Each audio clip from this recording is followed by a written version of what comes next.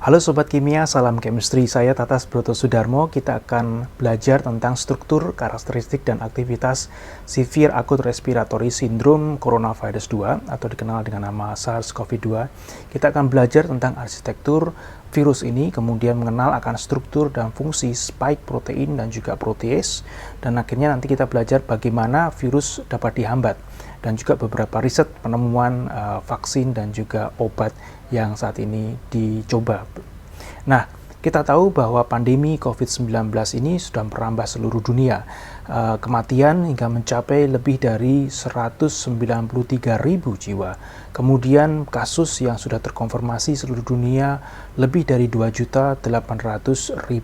Di Indonesia, informasi ini kita dapatkan dari covid19.go.id. Di Indonesia saat ini sudah meninggal sekitar 743, kemudian yang sembuh sudah lebih dari 1.100 jiwa. Dalam perawatan, kita harap mereka dapat segera pulih kembali. Kalau kita lihat, dampak daripada coronavirus ini adalah pada respiratori. Kalau kita lihat di sini adalah gambar dari X-ray dada pasien yang melapor di Wuhan, pasien yang kedua. Kalau kita lihat di sana bagaimana virus ini merusak jaringan-jaringan epitel yang ada di respiratori, saluran respiratori pasien tersebut. Nah, struktur daripada coronavirus ini sudah available tanggal 13 Februari kemarin. Nah, kalau kita lihat struktur ini dengan mikroskop elektron, kita lihat seperti suatu bulatan, kemudian kalau kita lihat di lapisan luar bulatan itu ada seperti paku-paku. Nah, inilah memberikan nama virus ini corona. Corona sendiri dalam bahasa Latin adalah crown atau mahkota. Nah, kita lihat di sini bahwa virus ini memiliki diameter sekitar 60 hingga 140 nanometer. Paku-pakunya itu sekitar 9 sampai 12 nanometer. Nah, kalau kita lihat struktur arsitektur daripada coronavirus, kita bisa lihat di slide di sini. Dia memiliki paku atau spike yang berada di lapisan yang paling luar, kemudian ada membran, kemudian ada envelope, kemudian di dalamnya itu ada nukleokapsid dan juga RNA. Nah, peta daripada genom SARS coronavirus ini sudah keluar. Kalau kita lihat ada dua bagian. Bagian yang pertama kita kenal dengan nama ORF atau Open Reading Frames, ada ORF 1A dan ORF 1B. Kemudian ORF ini adalah berfungsi untuk mengkode pembentukan protein-protein non-struktural, ya. Kemudian bagian yang kedua itu adalah mengkode protein-protein yang struktural. Nah, apa itu struktural? Kalau kita lihat nanti pada slide selanjutnya. Nah, protein-protein non-struktural itu dibentuk dikode oleh ORF 1A dan 1B. Kemudian 1A 1B ini menghasilkan polyproteins 1A dan juga 1AB. Kemudian di sana protein-protein non-struktural itu diproses, dipotong-potong, kemudian diproses oleh yang namanya protease utama. Oleh sebab itu, protease berperan sangat penting dalam replikasi virus ini. Nah, bagian yang penting lagi yaitu S protein atau adalah spike protein. Dia mengkode pembentukan protein S atau spike protein itu sendiri. Nah, kita akan masuk di dalam bagaimana sih struktur daripada spike protein. Namun sebelumnya kita lihat di sini adalah peran daripada spike protein. Dia berperan untuk menembus sel. Dia berinteraksi dengan Human Angiotensin Converting Enzyme 2 atau dikenal dengan nama AC2. Nah, AC2 itu adalah enzim yang ada di permukaan atau membran daripada sel-sel yang ada di misalnya di saluran pernafasan kita, kemudian di kidney kita, di saluran pencernaan kita, di beberapa tempat yang berfungsi untuk mengatur tekanan darah. Nah, kalau kita lihat di sini interaksi antara spike protein atau protein S dengan ACE itu menjadi suatu pintu untuk virus bisa menerobos sel. Nah, di sini kita lihat pengurutan sekuen asam amino daripada protein S dibandingkan di sana SARS coronavirus kedua dan juga SARS coronavirus yang sebelumnya. SARS coronavirus sebelumnya itu muncul pada tahun 2002-2003. Nah, kita lihat di sini bahwa kesamaan urutan asam amino dari protein S antara SARS-CoV dengan SARS-CoV-2 adalah sekitar 76% dengan tingkat homologi yang sangat tinggi, sehingga dia memiliki suatu kemiripan yang sangat mirip. Nah, namun kita bisa dapatkan beberapa perbedaan yang penting. Nah, perbedaan penting ini ada di 14 residu kunci. 14 residu kunci itu kita tandai dengan tanda bintang di sana. Ini adalah residu-residu yang mampu untuk mengikat, ya, mampu untuk berikatan, membentuk ikatan antara spike protein dengan human ACE2 tadi. Nah, kalau kita lihat ini adalah struktur secara umum SARS coronavirus 2 spike glycoprotein. Nah, strukturnya sangat unik sekali. Kita lihat strukturnya berbentuk trimer. Kemudian kita lihat di sana bagian bawah adalah membran virus, ya, membran virus. Kemudian protein S itu menjulang, itu tingginya sekitar tadi, ya, sekitar antara 9 hingga 20 nanometer. Kalau kita lihat kemudian di bagian bagian bawah hingga hampir di atas di sini bagian tengah itu memiliki struktur protein berbentuk alpha helix. Jadi dia seperti alpha helix. Kemudian bagian yang paling atas yang bersentuhan nantinya akan bersentuhan dengan human ACE2 nanti itu berbentuk beta sheet, ya, kalau kita lihat di sana. Nah, struktur protein S ini ada dua konformasi yang tertutup dan konformasi terbuka. Konformasi buka tutup ini sangat penting sekali di dalam interaksinya dengan human ACE2. Nah, kalau dia fungsinya, ketika dia menginfeksi suatu sel, dia berjumpa dengan human ACE2 tadi, kemudian domain daripada bagian yang atas itu akan membentuk konformasi terbuka sehingga dia bisa berinteraksi dengan human ACE2. Nah, ini adalah bagian yang paling penting yang berinteraksi secara langsung dengan human ACE2. Nah, kalau kita lihat bagaimana interaksi secara detail antara daerah yang berinteraksi atau dikenal dengan nama RBM, atau ini adalah singkatan daripada reseptor binding motif daripada spike protein dengan human ACE2. Kita lihat pada slide di sini. Bagian yang penting ini adalah dibandingkan antara SARS coronavirus yang 2 dan juga SARS coronavirus yang sebelumnya. Kita lihat ada beberapa perbedaan. Yang pertama yaitu kita melihat bagian di sini adalah leucin digantikan dengan fenilalanin.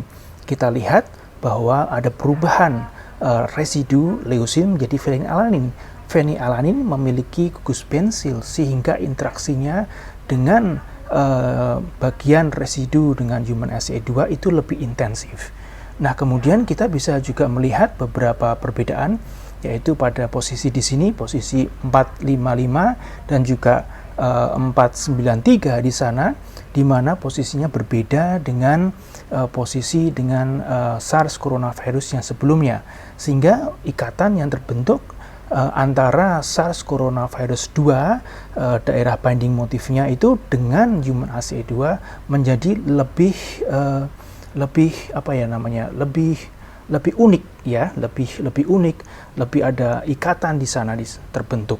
Kemudian bagian yang terakhir yang kita soroti sini adalah bagian di sini di mana ikatan antara RBM dengan human ACE2 itu terbentuk, ada ikatan baru yang terbentuk. Nah, bagaimana kita lihat secara secara aktivitasnya, bagaimana kita menguji, kita melihat interaksi ini secara lebih detail, karakteristik interaksinya seperti apa. Nah, kita bisa menggunakan metode ini, yaitu adalah kita melihat bagaimana respon binding dari human ACE2 ke SARS coronavirus spike protein domain. Kita lihat di sana, kita bandingkan antara SARS coronavirus 2 dengan SARS coronavirus yang sebelumnya. Kita lihat setelah 1000 second pada SARS coronavirus yang sebelumnya itu mengalami penurunan yang cukup drastis. Namun demikian berbeda dengan karakteristik ikatan yang dibentuk oleh SARS coronavirus yang kedua. Kita lihat walaupun dia menurun tetapi dia agak landai dibandingkan dengan yang SARS coronavirus yang sebelumnya. Nah, kalau kita analisa secara kinetika ikatan, maka kita dapatkan tabel ini. KD adalah konstanta disosiasi. Kita dapatkan di sana SARS coronavirus yang kedua itu 1,2, kemudian SARS coronavirus yang sebelumnya itu sekitar 5. Kemudian K-on dan K-off kita dapatkan bahwa SARS coronavirus itu hampir mirip antara yang SARS coronavirus 2 dan SARS coronavirus sebelumnya. Kemudian laju dia off itu pada kasusnya SARS coronavirus yang kedua jauh lebih rendah dibandingkan SARS coronavirus yang sebelumnya. Artinya apa di sini? Artinya bahwa SARS coronavirus yang kedua ini dia mampu berikatan dengan human HC2 lebih stabil atau lebih dia menempel menempel dengan baik, melakukan ikatan binding dengan baik dan tidak mudah untuk lepas daripada ikatan itu. Nah, kita sekarang membahas tentang bagaimana struktur protease utama atau main protease. Kalau kita lihat sekuen identik sebesar 96% ya lebih dibandingkan dengan protease daripada SARS coronavirus yang sebelumnya, sehingga kita lihat bahwa sequence di sini sequence asam aminonya sangat terkonservasi. Nah, protease utama ini berperan penting di dalam replikasi. Kalau kita lihat sebelumnya bahwa protease ini akan memotong ikatan peptida sehingga terbentuklah 16 non-struktural protein yang tadi kita bahas. Nah, ini adalah struktur kristal daripada protease utama ya. Ini kita lihat strukturnya adalah dimer bentuknya. Kita lihat di situ satu monomer dibuat dengan warna cyan, satu monomer dibuat dengan warna orange gitu ya. Nah, bagian yang utama adalah bagian yang ditandai dengan bulatan yang berwarna kuning dan biru, yaitu yang satu adalah cysteine pada posisi 145 dan juga histidine pada posisi 41. Nah, ini adalah peta genom. Saya ingatkan sekali lagi bahwa protease utama itu berperan sangat penting di dalam memproses terbentuknya non-struktural protein sejumlah 16 tadi ya. Nah, kita lihat bagaimana sebenarnya dia bekerja. Ini adalah active site daripada protease yang seperti saya sebutkan tadi, cysteine pada posisi 145 dan juga histidine posisi ke-41. Nah, enzim ini menggunakan sistem cysteine protease, sehingga dia menggunakan nukleofilik dari cysteine untuk menyerang ikatan amida. Ya, di sana kita lihat melalui simulasi yang kita lihat ini, sehingga protein dapat diputuskan, ya, dapat diputus sehingga dapat dibentuk protein-protein yang fungsional. Ada sejumlah 16 tadi yang dikenal dengan nama non-structure protein. Nah, bagaimana aktivitas virus ini dapat dihambat? Ini sangat penting sekali. Ada dua strategi paling tidak bagaimana kita mencegah ikatan antara RBD dengan reseptor ACE. Itu yang pertama. Yang kedua adalah kita membuat inhibitor untuk protease.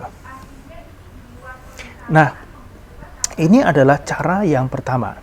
Bagaimana kita menghambat interaksi antara human ACE dengan spike protein tadi. Caranya bagaimana? Vaksin itu sangat penting sekali. Ketika vaksin dimasukkan di dalam tubuh manusia, maka kita akan tubuh kita terangsang untuk membentuk antibodi. Antibodi inilah akan menghambat interaksi antara human ACE2 dengan spike protein bagian binding motifnya tadi. Nah, ada beberapa jenis antibodi yang dibentuk di sana, misalnya adalah monoklonal antibody, antigen binding fragment, dan sebagainya yang akan mengikat RBD, yaitu reseptor binding domain, pada bagian spike protein. Nah, mekanisme yang kedua adalah dengan mendesain inhibitor berbasis peptida. Apa sih maksudnya di sini? Jadi peptida akan dibuat itu pada ACE2, ya, sehingga demikian kalau ada peptida yang menghalangi interaksi antara ACE2 dengan spike protein RBD, maka tidak akan terjadi ikatan yang terbentuk. Nah, alternatif berikutnya tadi adalah dengan menggunakan inhibitor protease. Inhibitor protease adalah small molecule atau molekul kecil yang bisa berikatan dengan residu yang ada di active site. Kita lihat kalau active site pada protease tadi memiliki dua residu penting, cysteine dengan histidine. Nah, oleh sebab itu kita bisa mendesain obat, ya, mendesain small molecule atau obat drugs yang memiliki gugus fungsi yang mampu untuk berikatan baik itu dengan histidine atau dengan cysteine. Ikatan yang dibentuk bisa saja ikatan hidrogen atau bahkan ikatan kovalen. Demikian pembahasan kita tentang struktur, kemudian fungsi, dan juga aktivitas karakteristik daripada virus COVID-19 ini. Semoga ini dapat bermanfaat. Salam dari saya untuk sobat-sobat kimia. Salam chemistry.